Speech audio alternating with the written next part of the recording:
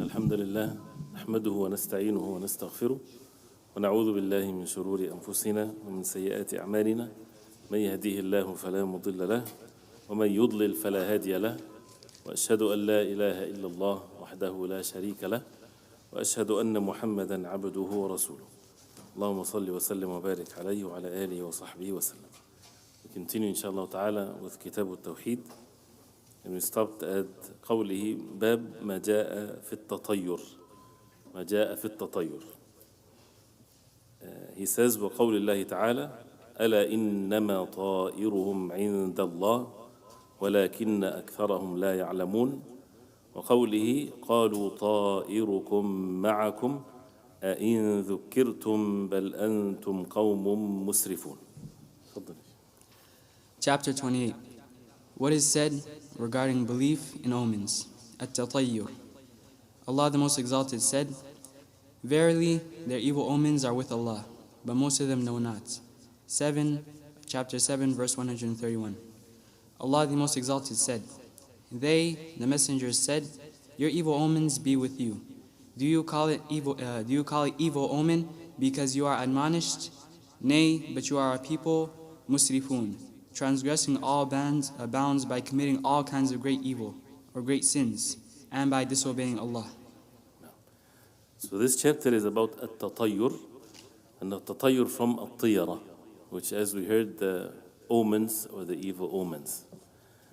And we talked about that before, that it comes from At-Ta'ir, from the bird. And the people of Al-Jahiliyyah, people of times of ignorance, whenever someone wants to do something, or whatever he doesn't want to do something, either way, they would, or this is how it initiated, where they would fly a bird. If it goes to the right, that means this is a good omen. If it goes to the left, that's a bad omen. He would change his mind. Or a specific bird, or a specific look of a bird. And then the same thing then applied into many different things, not just to birds.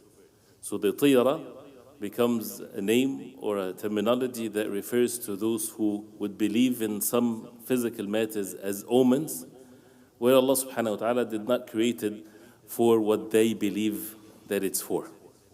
So to be clear of the meaning of it, the meaning of a tiyara or the omen here, according to what's the ayat and the hadith of the Prophet alayhi salatu wasalam, which is a form of shirk, and depends on what the person believes in it. If a person believes that this is a mean that Allah created, whether it's a created mean or a mean that got to be known by the revelation from Allah, then this is an act of a minor shirk, something that is even far worse than the major sins, and it's something, of course, that is forbidden.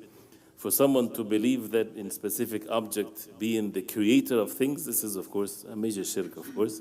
So, but the tiyara, which is spread among some people, that they believe that it's a mean. And the origin of it, not the origin of it, but because we'll talk about al-fa'l later on. It's what instigate the person to move or to stay away. Not that he's already doing something, right? So a person wants to travel, whether to see that he wants to travel or not, whether should he travel or not, right? So he would have something that would either get him to go forward or to decide otherwise. So whether it's he sees something, he do something, and as a result of it, he would then feel good or bad, these types of things. And this has nothing to do with the qadr of Allah. This is something that people invented. And of course, it's very obvious that this is something to do with the shirk and associating partners with Allah, because it's creating means or assuming or believing in means that Allah subhanahu wa ta'ala did not create as means. And the other thing, as the ulama, they say, when someone does this to himself, he weakens his heart. When people start believing in fairy tales and khurafat, things that has no basis to it, what happens to these things is that the heart becomes weak, becomes attached to other than Allah subhanahu wa ta'ala. You know that if a person has a physical mean, like for example to walk from point A to point B to get to it, what you want to do, the means is to walk, for example. This is one of the means to take. Taking medicine is a mean, no harm in this whatsoever. But we still commanded not to have your heart attached to it. right? You take the means, and Allah subhanahu wa ta'ala created as a mean, but your heart is fully attached to Allah subhanahu wa ta'ala, relying upon Allah subhanahu wa ta'ala, the creator of all things. So that with regards to something that is already a mean. So imagine that it's not even a mean. What happens when a person would take something that Allah subhanahu wa ta'ala did not create it as a mean, that weakens the heart. Weakens the heart, that means makes the heart fall into the same sort of actions that people when they associate partners with Allah. Because they think or they believe that other than Allah can do certain things, which is all false, has no basis to it whatsoever. So this is where the shirk comes in place, تعلق القلب بغير الله, the attachment of the heart with other than Allah subhanahu wa ta'ala. He mentioned these two verses and a few of the hadith of the Prophet alayhi salatu wasalam. The first one, ألا إنما طائرهم عند الله ولكن أكثرهم لا يعلمون. And this is in Surah Al-A'raf 131. And this with regards to the people of Fir'aun. When whatever a hasana comes to them, فإذا جاءتهم الحسنة قالوا لنا هذه. This is how they dealt with Musa alayhi salam. If there's hasana, if there's something good happened to them, they said this is for us. وإن تصبهم سيئة يطيروا بموسى ومعه. And if a sayyi'ah or harmful thing happens to them, they يطيروا. They would believe that this is from Musa alayhi salam. That they're pessimist with regards to Musa alayhi salam. The omens, the evil omens that they believe that Musa alayhi salam, his presence among them, caused these bad things to happen to them. So Allah subhanahu wa ta'ala says, أَلَا إِنَّمَا طَائِرُهُمْ عِنْدَ اللَّهِ. طَائِرُهُمْ عِنْدَ اللَّهِ, that means the qadr that is affecting them is with Allah subhanahu wa ta'ala. Nothing of what they believe in or what they think is of any form of reality whatsoever. This is all by the qadr of Allah subhanahu wa ta'ala. Allah subhanahu wa ta'ala decrees all things. وَلَكِنَّ أَكْثَرَهُمْ لَا يَعْلَمُونَ, but most of them, they do not know. In the other ayah, قالوا طائركم معكم أئن ذكرتم بل أنتم قوم مسرفون. So the same thing they said, the believers, they said to them, طائركم معكم, that whatever evil omens that you believe in, this is with you. That means whatever, it will come back on you. This will afflict you. All by the qadr of Allah subhanahu wa ta'ala. أئن ذكرتم, is it because we remind you of the Tawheed and the oneness of worship of Allah subhanahu wa ta'ala, you would say such a thing and believe such an evil belief? بل أنتم قوم مسرفون, you are people of transgression. Transgression, you transgressed the limits. So as we would see inshallah ta'ala, this has an effect, and shaitan works on people with regards to these matters. As you know, some people, they might go ahead and do something, take a job or go for an interview, or even leave their homes or do not leave their homes, based on a feeling that they get in their hearts or something that they saw that made them feel tight inside or not tight or whatever there is. These things has nothing to do with the qadr of Allah. You know, people either they have to take the physical means that Allah subhanahu wa ta'ala created, or something that we know from the wahy from Allah, Quran and Sunnah of the Prophet alayhi salatu wasalam. Other than that, as we will see the cure to it or how to deal with these types of feelings, because a person has to push it away from his heart, because this is one of the ways of the shaitan to kind of overtakes the heart and overpowers the human being to make them rely upon other than Allah subhanahu wa ta'ala and to fear other than Allah and so on. Then the set of hadiths that he mentioned, the first one, وعن أبي هريرة رضي الله عنه أن رسول الله صلى الله عليه وسلم قال لا عدوى ولا طيرة ولا هامة ولا صفر. يقول أخرجاه زاد مسلم ولا نوء ولا غول. ولهما عن أنس قال قال رسول الله صلى الله عليه وسلم لا عدوى ولا طيرة ويعجبني الفأل. قالوا وما الفأل؟ قال الكلمة الطيبة. ولأبي داود بسند صحيح عن عقبة ابن عامر قال ذكرت الطيرة عند رسول الله صلى الله عليه وسلم فقال أحسنها الفأل ولا ترد مسلما فإذا رأى أحدكم ما يكره فليقل اللهم لا يأتي بالحسنات إلا أنت ولا يدفع السيئات إلا أنت ولا حول ولا قوة إلا بك. Narrated Abu Hurairah radiallahu anh that Allah's Messenger sallallahu alayhi wasallam said, there is no adwa, contagion of disease, without Allah's permission, nor is at-tiyarah, any bad omen from birds, nor is there any hamma, the omen of the night bird, i.e. the owl, nor is there any bad omen in the month of Safar. In Muslim Sahih, the following words are added: and no note, constellation, and no ghul, ghost, etc. Anas radiallahu anh is reported to have heard the Prophet sallallahu alaihi wasallam say, no adawa, contagion, and no tiyara, bad omen, but al-fa'l pleases me. So they asked, what is al-fa'l? He sallallahu alaihi wasallam answered, it is the good word. Bukhari and Muslim. With valid isnad, Abu Dawood reported that Uqba ibn Amir radiallahu anhu said, At-Tiyarah, taking bad omens, was once mentioned before Allah's Messenger sallallahu alaihi wasallam. And he sallallahu alaihi wasallam said, the best form of it is al-fa'l, optimism or the expectation that an event will occur by Allah's permission. It does not prevent a Muslim from his object. Whenever any of you sees something he dislikes, he should pray, O Lord, none but you brings good, none but you prevents evil. There is no power and no strength except in you. So we have in the wahy, in the revelation from Allah, the Quran and the Sunnah and the Prophet ﷺ, every single detail of benefit that we need to be upon, and it pushes away every harm. And really, whoever wants to live the perfect life that Allah subhanahu wa ta'ala wants from him, we have no other choice but to follow strictly the Quran and the Sunnah of the Prophet ﷺ. So the first hadith by Abi Hurairah radiallahu anhu, that the Messenger sallallahu alayhi wasallam said, La adwa, wa la tiyara, wa la hama, wa la safar. Four things. The point of reference why this hadith is here is wa la tiyara. So we start with this. Wa la tiyara, that means no tiyara, valid. There is no such a thing as omens, and the omens has an effect into the lives of the people. And if a person sees this, or an owl, which is a specific form of it, in that day or that specific day, or it's cloudy or this or that, none other than the physical means that this has an effect on what Allah subhanahu wa ta'ala decreed upon the people.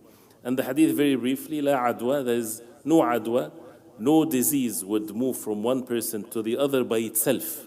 It's all by Allah subhanahu wa ta'ala. So it does not necessarily deny the fact that Allah subhanahu wa ta'ala created means. So when people do something and then as a result of that they get sick, yes, they get sick, but it's only a mean. But who's the one that would decree this to happen? Allah subhanahu wa ta'ala. And that's why some people, for example, if they get exposed to what others exposed to, some they get sick and some they don't get sick. So it's all by the power of Allah subhanahu wa ta'ala.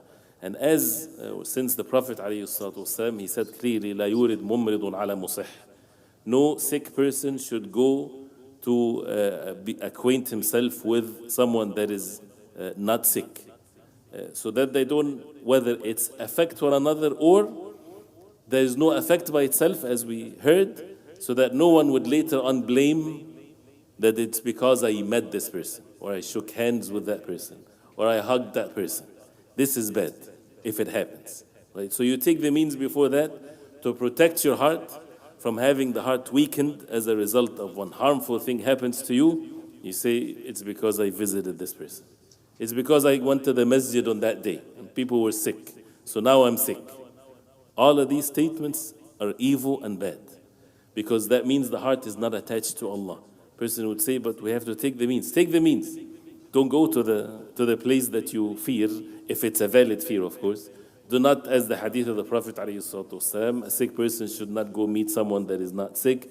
Things like this. So, and the hadith of the epidemics that we heard before, if the plague is spread in a place, do not go into it. And if you are in it, do not leave. All of these things are to be observed, because this is part of the deen. And one of which, as ulama, they say, so that you don't say what we just heard. Because everything is by the qadr of Allah. It's exactly like if someone, again, punch someone on his face, right? The person should take the means to protect himself. That person should be, treated with justice and to stop his evil from being committed. But the fact that this has happened, Allah subhanahu wa ta'ala decreed for it to happen, right? So it doesn't take away the fault of the person, and that's also by the qadr of Allah subhanahu wa ta'ala. And as Umar radiallahu anhu, he said, نَفِرُّ مِنْ قَدَرِ اللَّهِ إِلَى قَدَرِ اللَّهِ. We flee from the qadr of Allah to the qadr of Allah. Everything is by the qadr of Allah. So all of that is to protect the hearts of the believers, to witness only the actions of Allah, the power of Allah, while taking the means, because the means has its effect, of course, by the will of Allah subhanahu wa ta'ala. So لا عدوى مؤثرة بنفسها, that it affects by itself. ولا طيرة, as we heard, this is what the chapter is about.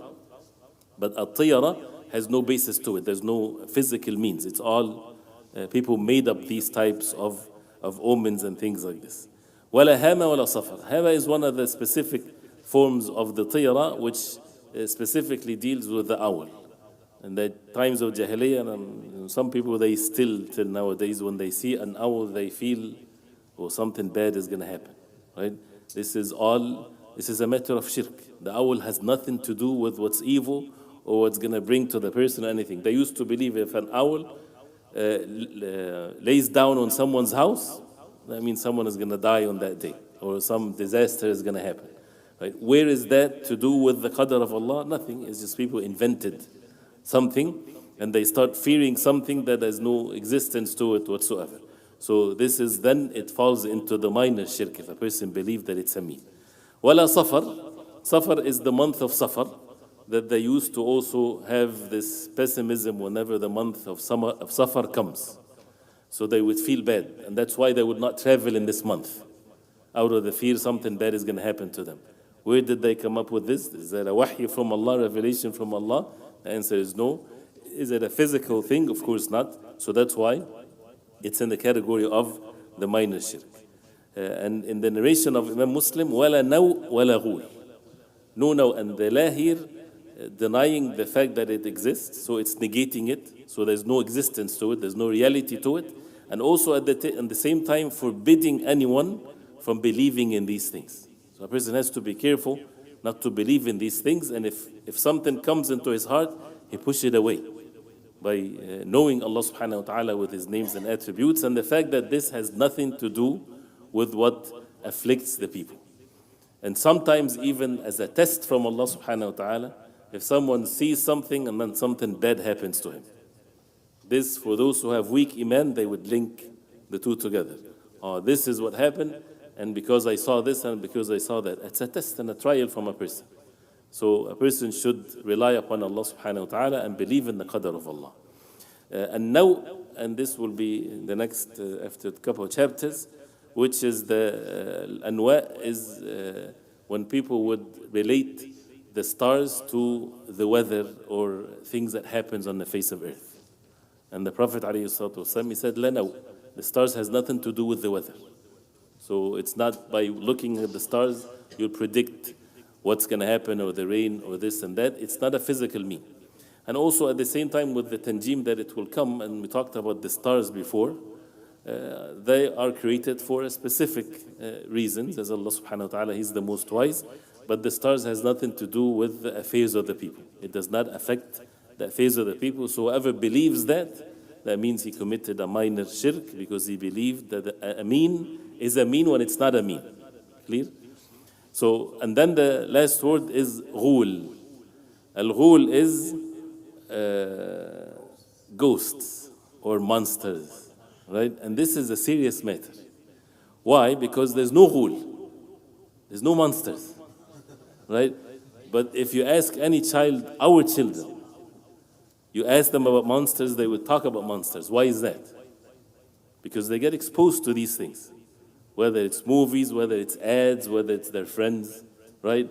So there's this constant thing, and the people think it's a funny thing. No, this is actually, it's an industry.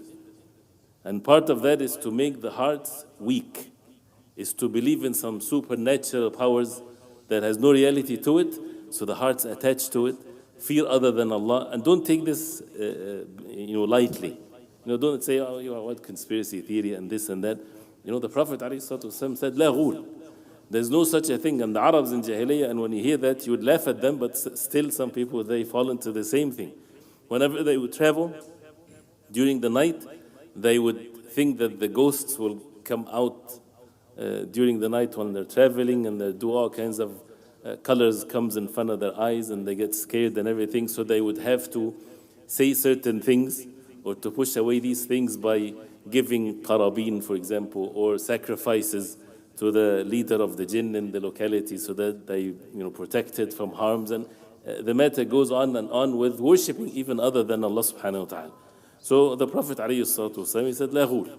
And he said even alayhi salatu wasalam, إذا تغولت الغيلان فبادروا بالأذان. If a person overwhelmed with these types of things gets scared that there might be these funny things which has no existence to it, make adhan. The jinn, they exist, yes. But the subject of you have a monster come out and try to do something to you and scares you away, it does not exist. And some even Muslims, when they want to try to scare their children of something, they would scare them of the monsters. This is a minor shirk. This is hallucination. This is fairy tales. There's no reality to it. And as you see, there is no such a thing as an exception in the deen of Islam when it comes to honesty and truthfulness versus lies. We don't lie, right? We raise our children. We're supposed to be upon truthfulness, whether it's joking or not joking, whether it's going to affect or not, a person should stay away from it. So that, he fulfilled what the Prophet ﷺ said. So, لا غول. ولهما عن أنس, and the hadith from Anas radiallahu anhu قال, he said, قال رسول الله صلى الله عليه وسلم لا عدوى. So there's no adwa, which is the transferring of a disease from one person to the other by itself.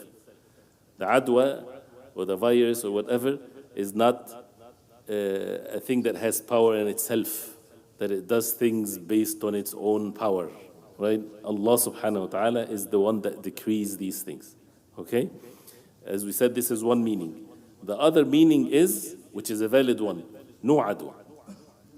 That means no things transfers like this. It's by the qadar of Allah, right? So it's so that you don't get affected afterwards with your heart. Wala tira, the same thing with the tira. But then here, وَيُعْجِبُنِي الْفَأْلِ. Prophet ﷺ, he said, and I like al-fa'l. And they asked, what is al-fa'l, O Prophet of Allah? Which has something to do also with omens or good ones. He said, al-kalimatu tayyibah, the good word. And at-tafa'ul is when someone is optimist of something. So, and what is the difference between that and the evil one? There is a slight difference that the ulama, they mentioned, that would make it clear, inshallah. Because al-fa'l is you hear a good word, so it kind of give you encouragement of what you're doing. It makes you have good expectations, give you strength. Right? This is what al-fa'l is. You're going to a job interview, right? And while you're going, you heard someone saying, today is a good day. So that makes you feel good, right? That's a good thing. يُعْجِبُنِي الْفَأْلِ, a good word that is being said. Whether it's someone saying that to you, may Allah make it easy for you, or something that is not related to what you're doing. You heard a good word that in a completely different context that makes you feel good and give you more strength. This is something that is good. وَيُعْجِبُنِي الْفَأْلِ. But what's the difference between al-fa'l and the tiyara? There's a slight difference. Al-tiyara comes before even taking a step. So the Arabs in Jahiliyyah, they would seek something which is a tiyara to get them to either to start doing something or to stay away from it, right? So for example, again, if you want to know whether should you travel or not, so they would do something to make them feel whether encouraged to travel or not to travel. So they didn't start traveling yet. So this is where the tiyara is. And as it will be mentioned, it's what makes you either go forward or you stay back. Al-fa'l, you already start your journey. You're already doing what you're doing, and you took the means, you made istikhara, everything is fine, and you are going on your way, and you heard something good. MashaAllah, this is a good sign. Alhamdulillah, give you strength to your heart. So it's not even the same as some people think that al-fa'l wa al-tiyara are the same thing, but one makes you feel bad and one makes you feel good. No. Al-fa'l is after you already initiated and start already doing. The tiyara did not affect you. Nothing did not affect you that has no basis to it. And al-fa'l is al-kalimatu tayyib. And then, وَلِأَبِي دَاوُدْ بِسَنَدٍ صَحِيحٍ عن عقبة بن عامر قال, some said that it's not really the hadith of عقبة بن عامر, but عروة بن عامر, قال ذكرت الطيرة عند رسول الله صلى الله عليه وسلم. الطيرة was mentioned in the presence of the Prophet عليه الصلاة والسلام. So the Prophet عليه الصلاة والسلام, he said, أحسنها الفأل. The best of it is al-fa'l. The good thing is al-fa'l. And this is another example of when something is forbidden, you would find something share the same meaning or close to the same meaning that is permissible. So at-tiyara is evil and it's forbidden, and al-fa'l is a good thing. And of course, at-tiyara brings the bad expectations, thinking bad about Allah subhanahu wa ta'ala, believing in things that does not exist. But al-fa'l gives strength to the heart, makes the person have husn al-dhann billah. And this is something that a person should have at all times, to think good about Allah subhanahu wa ta'ala. Not to always expect misery is going to happen. Or that a person is always terrified of bad things to happen to him. Loss of life, loss of wealth, whether it's physical matters or other things. But rather, have the good expectations of Allah. Think good about Allah subhanahu wa ta'ala, that Allah subhanahu wa ta'ala will bring what is good for you. Right? And at the same time, if something happens, this is definitely good for you if Allah already decreed for it to happen. Even if it's something that you don't like. If it's already decreed, that means it's good. Why? Because then Allah subhanahu wa ta'ala wants for you to be patient, which is ibadah to Allah. Wants you to be pleased with the qadr of Allah. Wants you to continue to worship Him when you're facing a trial or a test. But before things happen, why would a person burden himself and have these bad expectations, and it's all from shaitan? So al-fa'l is something that the Prophet ﷺ, he said, أحسنها al-fa'l. So this is from the sunnah of the Prophet ﷺ. And when we say this, is not that I'm trying to convince you or someone trying to convince you, as sometimes people or speakers would do to the people. Good, think good so that you have strength. We're talking about wahy. So you're a Muslim, alhamdulillah, la ilaha illallah, Muhammadur Rasulullah. As a result of that, what is al-Islam? For me to convince you and you convince someone else? No, you're already convinced that this is Deenul Haqq. So what is your job? Submit yourself to Allah subhanahu wa ta'ala. It's like when someone says, come convince me that al-hijab is fard upon women. Convince me that riba is haram. Convince me. I need some reasons for it that this is haram or this is halal. Is that a valid statement from a Muslim? Of course not. A Muslim means what? He believes that no one is worthy of worship except Allah, and that the Prophet ﷺ is the final messenger of Allah. Then the iman, the faith that what Allah forbade is the haqq, and what Allah subhanahu wa ta'ala decreed as a command from Allah is the haqq. If he means by convince me, show me the proof, maybe you guys are making up something. So the Quran and the Sunnah of the Prophet ﷺ, the statements of the ulama, the understanding of the deen, then we say sami'na wa ata'na. We listen and we obey. So part of that is no tiyara. So we say sami'na wa ata'na. Whatever comes into you, as it will be shown how to deal with it, but there's no such a thing. It does not exist. And there's no such a thing as the bad omens and things like that. And at the same time, think positively. Have good expectations of Allah, because this is your deen. If you feel otherwise, that means shaitan is throwing things into your heart. Then your action is to push that away, because you know Allah subhanahu wa ta'ala with His names and attributes.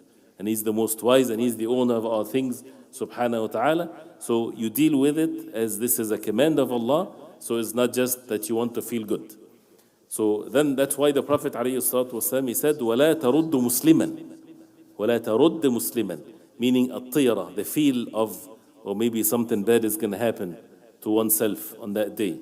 That should not turn away the Muslim from what he is about to do. وَلَا تَرُدُّ مُسْلِمًا. Why? Because the Muslim, he submits himself to Allah subhanahu wa ta'ala. And that has nothing to do with anything. That's different, again, if you're supposed to go out for a journey, then you see that the weather, thunderstorms and things like this, then you change your mind. That's fine. That's a physical means. It's a very obvious thing.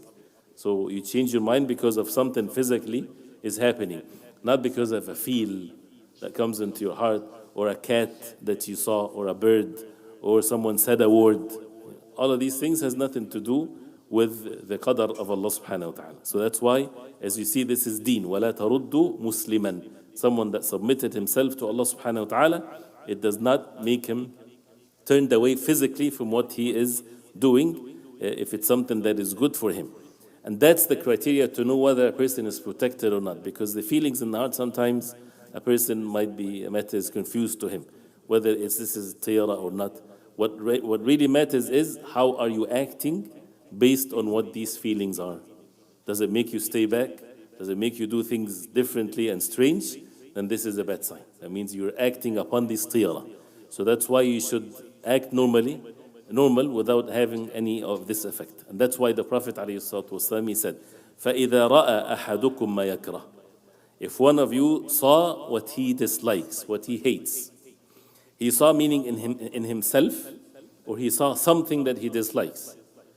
It doesn't have to be, a fairy tale situation or an omen that people invented, but something that you don't like, and that gave you this bad feeling, and might not make you do what you're supposed to be doing.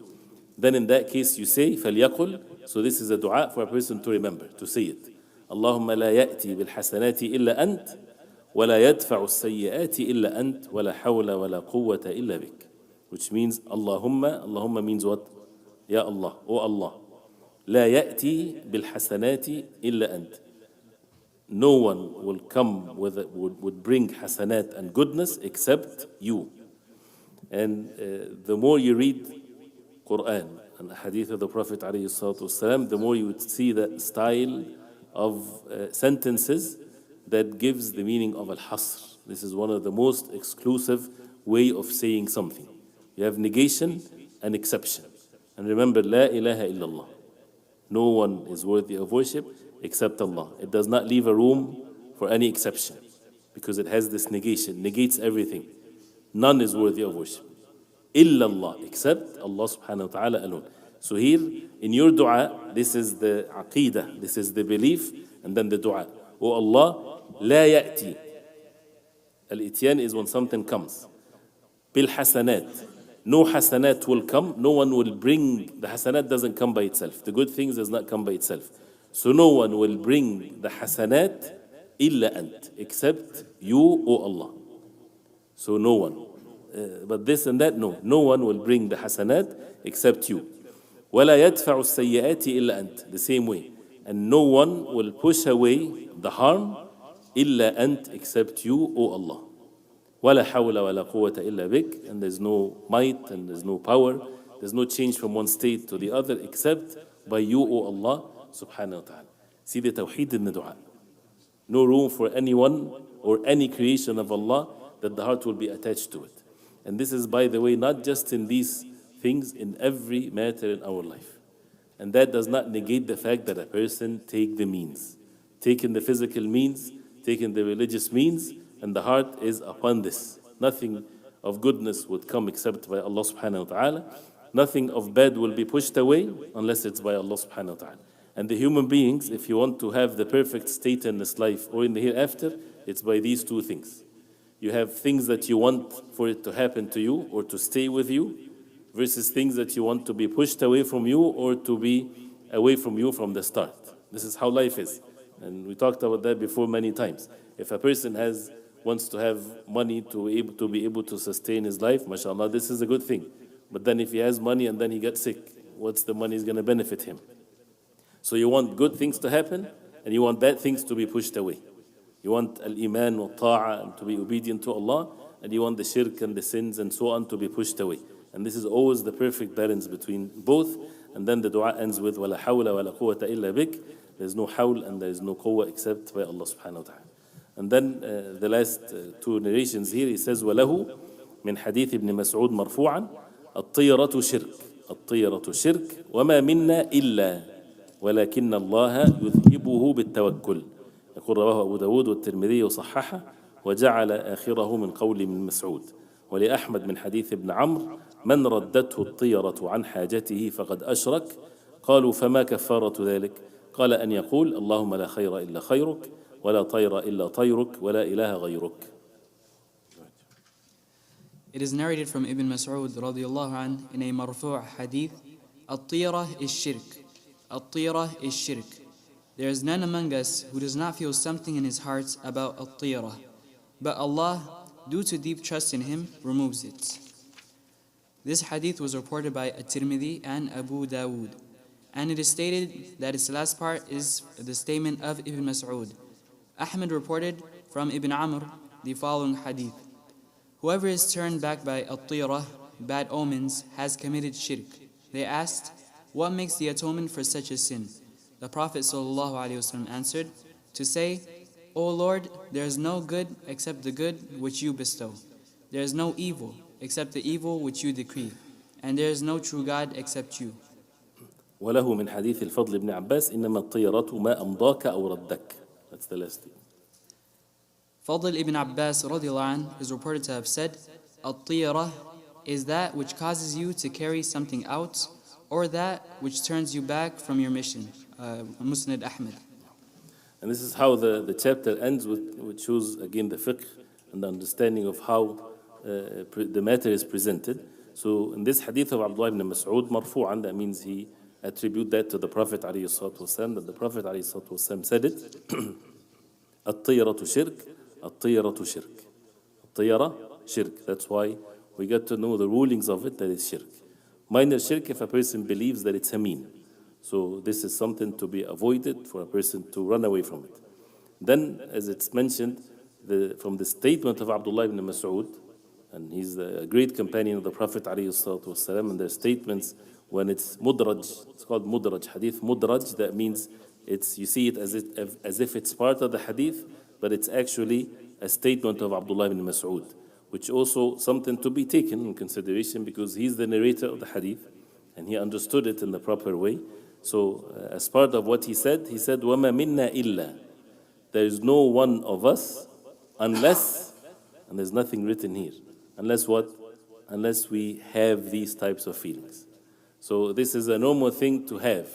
It's okay that sometimes a person would feel that way.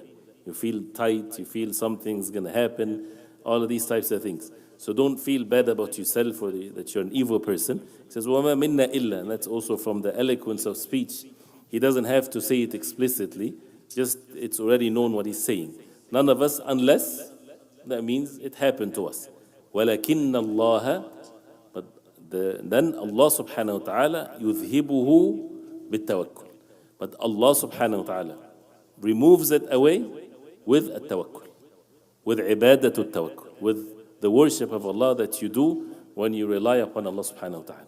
So even very explicitly explains to us physically what to do. So if such a feeling comes, what you do to it, you make tawakkul on Allah. And the tawakkul is ibadah. Like when you stand, make salah, ruku', sujood, you make tawakkul upon Allah subhanahu wa ta'ala. Your heart relying upon Allah. You know Allah subhanahu wa ta'ala with His names and attributes. You know that these things and this feeling has no reality to it. Does it have a physical reality to it, or is it just something that a person is feeling? So if it's something like this, with the tawakkul ala Allah, relying upon Allah, that Allah subhanahu wa ta'ala, the heart is relying upon Allah subhanahu wa ta'ala when taking the means, then Allah will remove that feeling from your heart. So even removing the feeling, do not rely upon yourself. Rely upon Allah subhanahu wa ta'ala, because He's the one that is remove it. He's the one that would remove it from you. And that's why what's in the heart, we don't have control over it. Right? And that's why we have to push away things, yes, but seeking help from Allah, making dua to Allah subhanahu wa ta'ala. The Prophet ﷺ, this morning we were talking about the dua of the Prophet ﷺ. He would seek refuge in Allah from 4 things, one of which that he would say, وَأَعُوذُ بِكَ مِنْ قَلْبٍ لَا يَخْشَى, I seek refuge in you from a heart that does not have khushu'. So if you're clever, mashallah, as a human being, go ahead and try to have khushu' from your own power and your own will. It doesn't work this way. It's a gift from Allah. And you see, you take the means for it, yes. And you repent to Allah and you stay away from haram and you fulfill the salah according to the sunnah, and you put yourself into the right way and you make the khushu' of your heart, which is the part that is in your capacity, which is your focus, you devote yourself, you concentrate, you focus on what you're saying, so that nobody would say, I'm just going to leave it like that. No, you take the means and you make khushu' in your heart, but then Allah subhanahu wa ta'ala is the one that bestows this guidance to whoever He will, subhanahu wa ta'ala. So when you see, وَلَكِنَّ اللَّهَ يُذْهِبُهُ, Allah is the one that removes it away with at-tawakkul. He says, رواه داود الترمذي وصححه وجعل آخره من قول ابن مسعود. The last statement is from the statement of Abdullah ibn Mas'ud. And he says, وَلِأَحْمَدْ مِنْ حَدِيثِ ابْنِ عَمْرٍ مَنْ رَدَّتْهُ الطِّيَرَةِ. This is now again how to make sure that we are affected by the tiyara, the bad omens or not. since it happens to every human being that he gets these feelings once in a while. He says, "Man raddatu tira," whoever the tira stops him or makes him not to do and carry out what he's supposed to be doing, فقد أشرك. He had committed that shirk. That means that he's affected by the tira. Right? So it's about the physical reaction to these types of feelings in the heart. قالوا فما كفارة ذلك. If someone fall into this, what is the expiation of this? He said, أن يقول, for the person to say, اللهم لا خير إلا خيرك, like the one close to the one before, but here, اللهم لا خير إلا خيرك. Oh Allah, there is no khair, there is no goodness except your khair, the khair that comes from Allah subhanahu wa ta'ala. ولا طير إلا طيرك. No tayr, no omens except what Allah decreed. Tayruk here meaning what Allah decreed upon the person. This is what is valid and this is things how things are. But at-tayr or at-tiyara has no validity to it. ولا إله غيرك, and there's no one worthy of worship except you.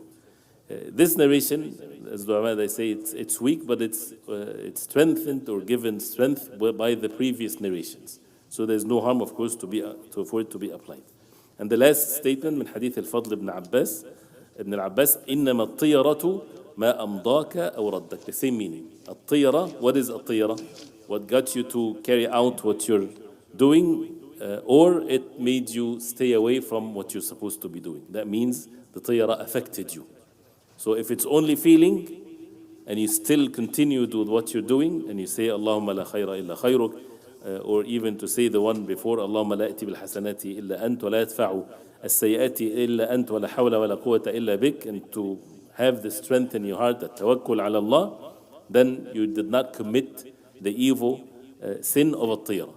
But if it makes the person then change his mind, change his decisions, or do or don't based on the tiyara, that means he fell into that sin.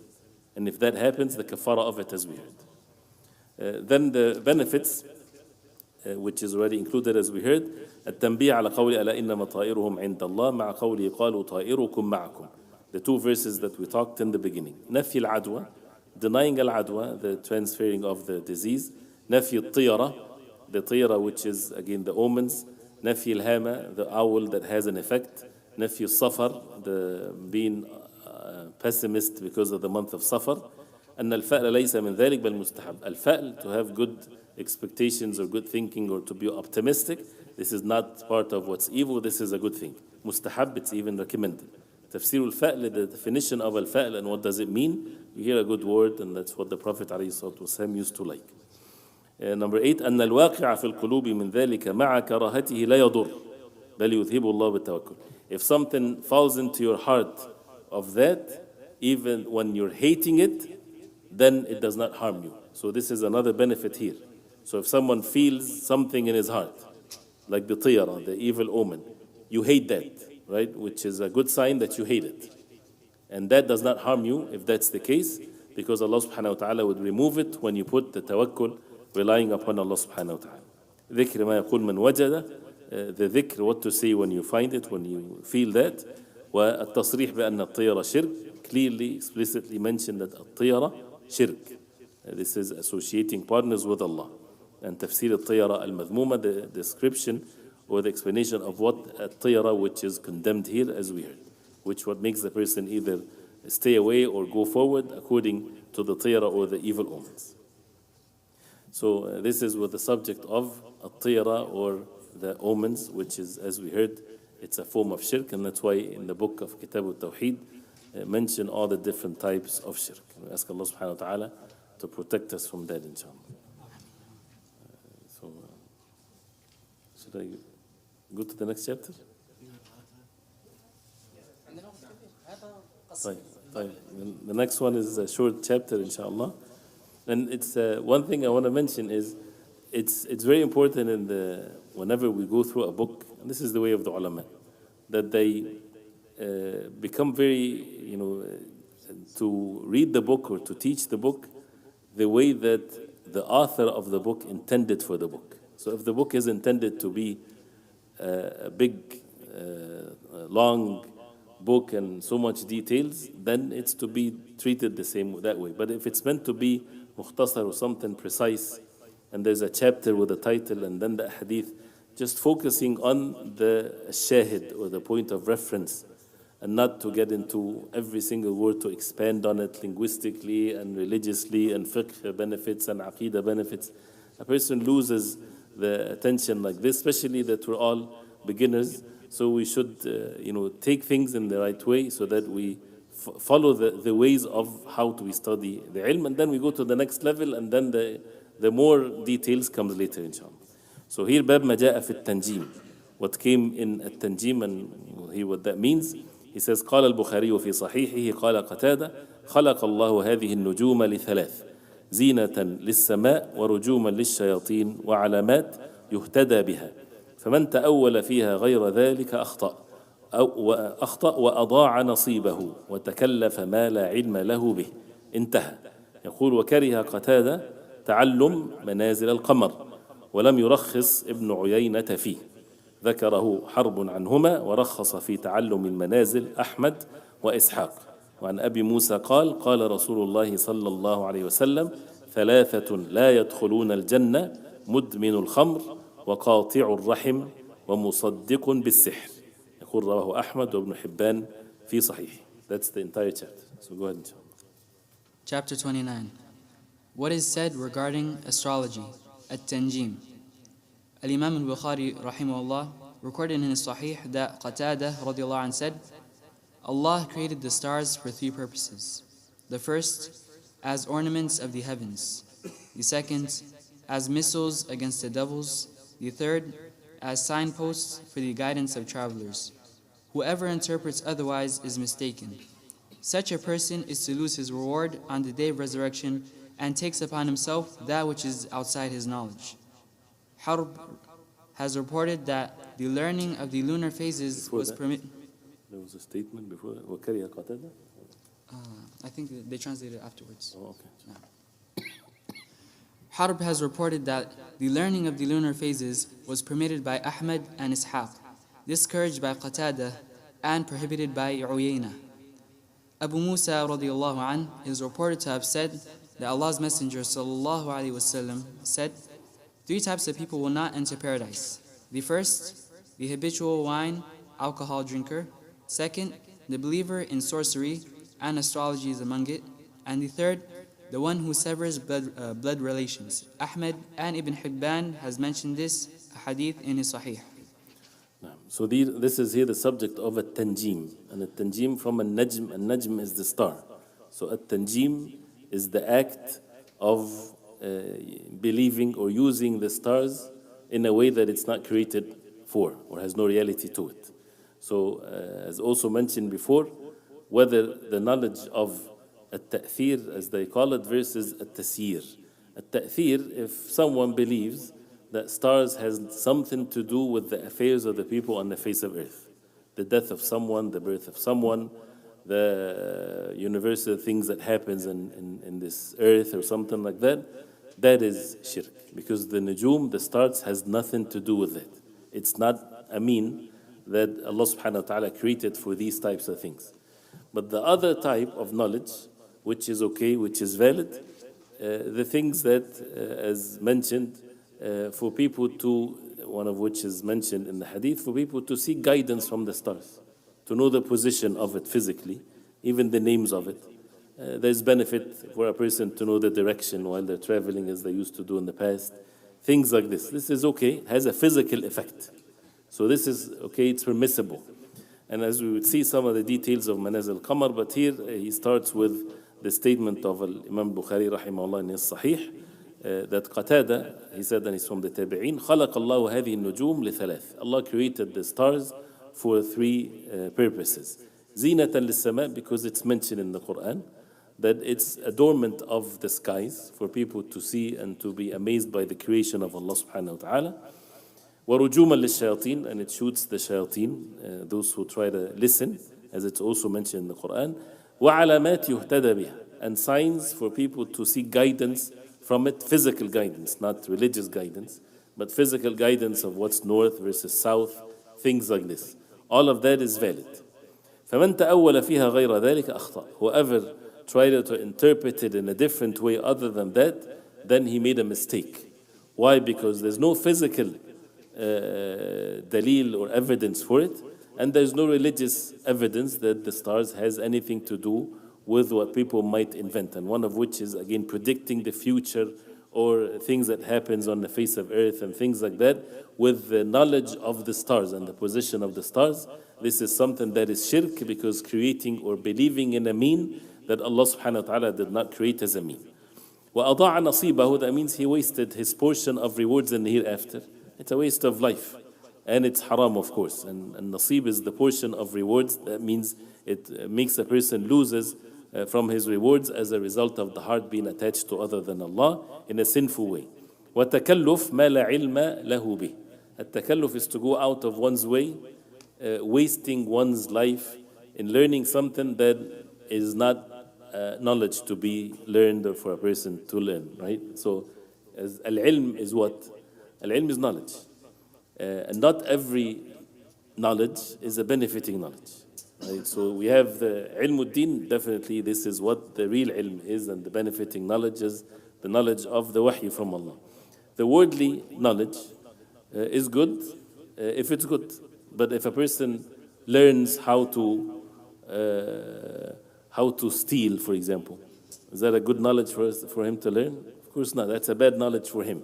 He might learn some benefiting things that can be used for something that is of bring benefit, but he learned it to spread corruption on the face of earth. So for that individual, this ilm or this knowledge that he learned is a wrath upon him, because he used it in an evil way.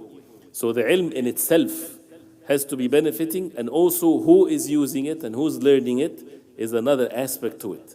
Not every benefiting knowledge, it's benefiting for everybody to learn, right? So that's the two elements of what is qualifies to be a benefiting knowledge. And the same thing with ulum al-sharia. It's all benefiting, but for someone did not learn anything of the deen yet, and we give him something of a higher level, this is harmful for him. So again, it's all benefiting, but for individual versus another, then a person has to take it in a gradual way. So when someone wastes his life to learn something that has no benefit whatsoever, no benefit to himself, no benefit to humanity, no benefit whatsoever for anything, he wastes his life, and it's part of the takalluf. He should have used his energy and his effort and his being smart in something that would bring benefit, right? And this is something to explore on for the people that out there, and even in matters of knowledge. Not everything is necessarily benefit just because it's something that a person can learn, especially that if it's evil. وكره, that's why وكره قتادة تعلم منازل القمر. منازل القمر is the different phases of the moon. The moon, we know that it has 29 phases, right? Every day it's in a phase, and every phase is given a name, right? So can a person learn this? Some disliked it. Ibn Uyayna لم يرخص فيه. Why? And Imam Ahmad rahimahullah and Ishaq رخص في تعلم المنازل. It's okay. They said it's okay to learn it. There's no harm. Those who said it's okay, which is the correct opinion, because it's something physical.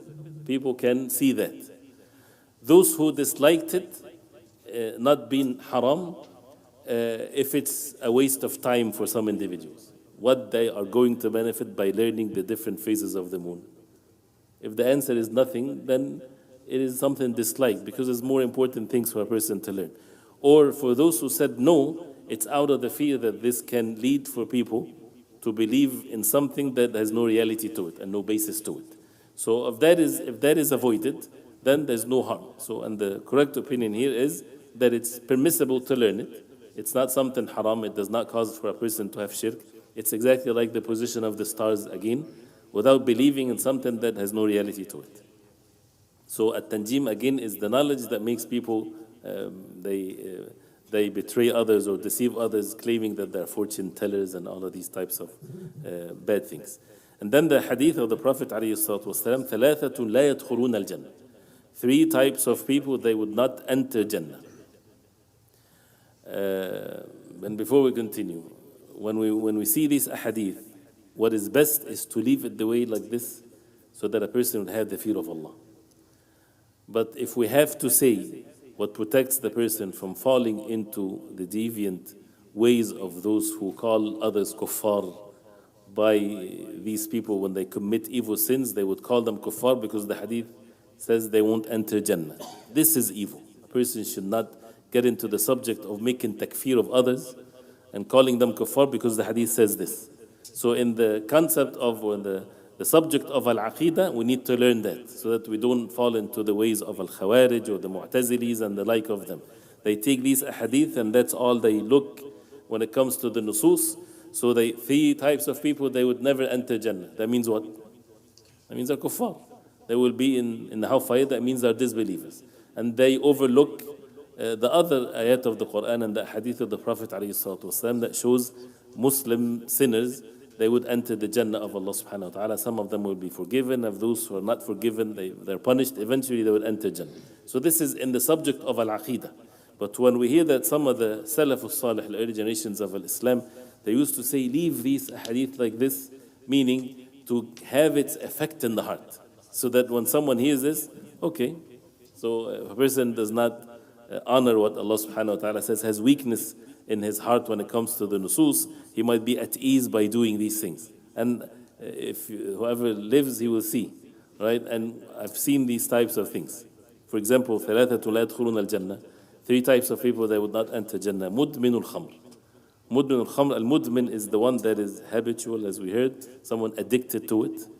He's not just that he drank one time in his life and he repented to Allah. No, this is part of his life. And many people, this is what is their affairs. Once they drink, they keep on drinking. So someone like this is his habit. That means he's not repenting to Allah subhanahu wa ta'ala from it. He would not enter Jannah. So the meaning of it from the Aqidah perspective, that means he would not enter Jannah from the first instant. If he dies as a Muslim, he won't enter Jannah from the first instant. He will be punished and then eventually, but Allah knows best how long he would stay in the hellfire. Right? Because an everlasting life, someone stays in the hellfire for 1 billion years, that's not everlasting one. So it's not to belittle these matters. So mudminul khamr. And what I'm saying is some people actually would say, I've seen an individual one time, he told me this, because he drinks. He said, I'm a Muslim. I know the Tawheed. Right? So, alhamdulillah, if a person goes to the hellfire, it's not going to be forever. The statement is dangerous. Right? So that's why who would guarantee to die in the state of Islam? And as if a person belittle the sins. So, ثلاثة لا يدخلون الجنة مدمن الخمر وقاطع الرحم, the one that severs the relationship of the kin and kith, qati'. That means he's not treating his relatives in the proper way, which is a major sin. And the shahid here, because of this chapter, وَمُصَدِّقٌ بِالسِّحْرِ, someone that believes the effect of the sorcery, meaning believe the sorcerers, believe those who would predict the future. If he goes to a sorcerer or a fortune teller, and he would believe what he says. That means he committed an act of kufr, disbelief. To believe that someone knows the future or knows the unseen without the wahy from Allah subhanahu wa ta'ala. As-sihr is a reality. Sorcery is a reality and it has its effect. But musaddiqun bis-sihr, that means those who believe these individuals or go to those who would look at the stars and start predicting his affairs and his jobs and his family matters and things like this. They would not enter Jannah. So this is haram. This can lead the person to disbelief, wal-'iyadhu billah, and that's why it's in this chapter. He says, Rawahu Ahmad ibn Hibban fi Sahih. The four benefits that he mentions afterwards, al-hikmah fi khalq al-nujum, the wisdom behind the stars being created. And this is what we know, and Allah knows, subhanahu wa ta'ala knows best. Maybe there are other things, but we only permitted to talk about the things that we know. But there's a wisdom, of course. الرد على من زعم غير ذلك, to reject and to refute those who claim other than that. And this is one of the major, if it's not the most important differences between the people of Ahl Sunnah and those who innovate in the deen. Those who innovate in the deen, they allow themselves to invent things and to make up things, right? And they rely upon all kinds of false arguments, whether it's personal experience, personal feelings, personal taste, right? And other things. So ذكر الخلاف في تعلم المنازل, the differences of opinions and learning the phases of the moon, as we heard. And the fourth one, الوعيد في من صدق بشيء من السحر ولو عرف أنه باطل. The very severe warning for those who would believe in something of what's mentioned of the sihr, like the tanjim, like the looking at the stars and the like of these things, even if he knows that it's batil, even if he knows that it's wrong. So taking it as a joke or a play, someone will go to these people and listen, I don't believe in them, I just want to sit and laugh. That's not permissible. Or to read the horoscopes and these types of things, a person should stay away from it. Even if he knows that it's wrong, it is not sufficient, he has to stay away from it. So we'll stop here, inshallah, and we ask Allah subhanahu wa ta'ala to make us benefit, inshallah, of what we heard, to make us among those who establish the Tawheed of Allah subhanahu wa ta'ala in our hearts.